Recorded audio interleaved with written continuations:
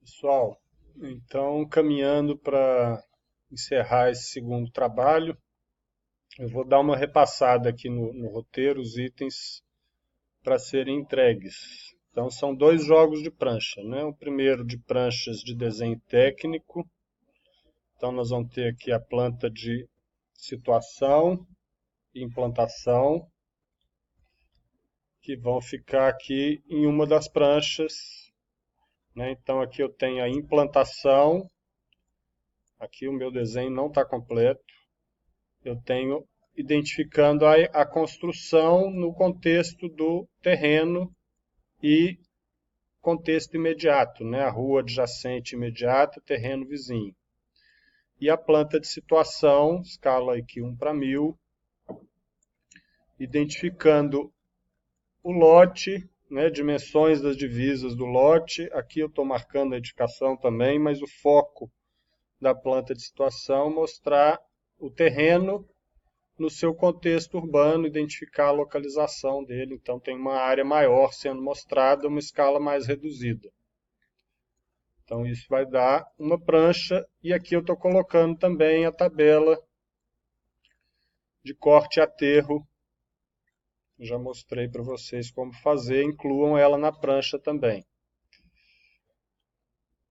Depois, as plantas dos pavimentos. Então, as plantas dos pavimentos, nesse caso desse projeto, a gente vai ter. Aí eu estou pondo desde, né, de baixo para cima, então a planta do térreo, primeiro pavimento, né, que a gente vinha chamando de pilotis, é um pilotis, né? Então aqui os desenhos, aqui também não está com todas as cotas, eu fiz o exemplo, né, de como cotar e como indicar a simbologia somente para essa planta principal, peço que vocês façam nas outras também, dá para copiar e dá para aproveitar muita coisa. Mas aqui a planta técnica, né, com todos os elementos que precisam ser mostrados, como eu já passei pelo checklist. E aqui os quadros de esquadrias, né, quadro de janela, das janelas, aquelas janelas modulares, e das portas, né, as janelas, painéis modulares, as janelas que a gente fez com parede cortina. Então isso vai dar mais uma prancha, ainda tem mais uma aqui que eu coloquei junto. O quarto pavimento que na verdade é só esse pedaço que interessa, aqui ela está até meio avançada, e a planta de cobertura. E os cortes. Aí eu estou pedindo para vocês fazerem 4 cortes, mas detalhar 2 deles, né? Detalhar que eu falo, colocar cotas, todas as informações, a parte de simbologia, não precisam fazer em todos.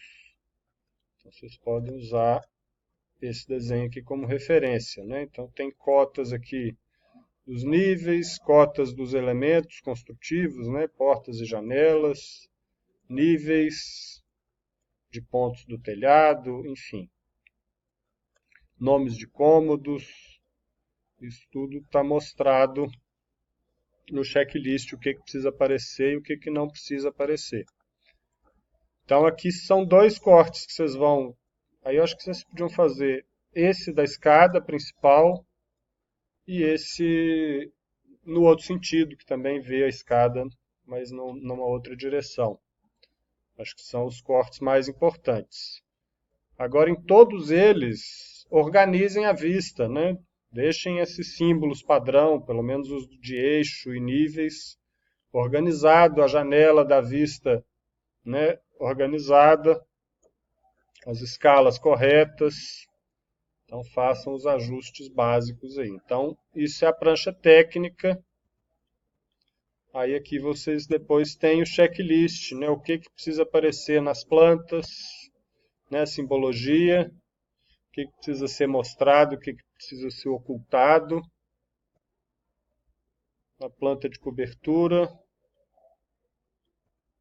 da planta de situação, da planta de implantação. Então confiram esse checklist aí e criem o hábito, né? Eu tenho feito esses checklists para poder também ajudar o pessoal a criar um hábito né? Quando a gente vai apresentar projeto, geralmente tem muita informação que precisa ser mostrada e às vezes a gente corre o risco de esquecer uma coisa ou outra.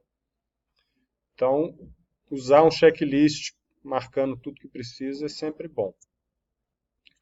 Depois, o jogo de pranchas de apresentação. Então, aqui eu tenho de novo as plantas, só que aí com outra aparência, né, e com outra escala e outro nível de informação.